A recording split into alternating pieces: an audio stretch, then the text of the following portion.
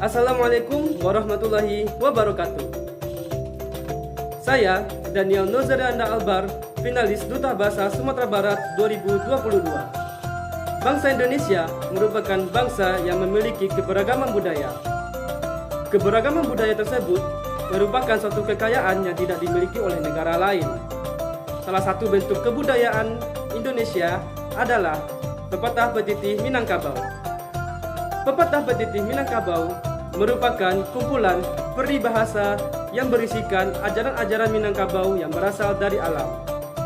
Pepatah petitih ini biasanya digelar pada acara-acara adat dan jarang sekali digunakan oleh anak-anak muda.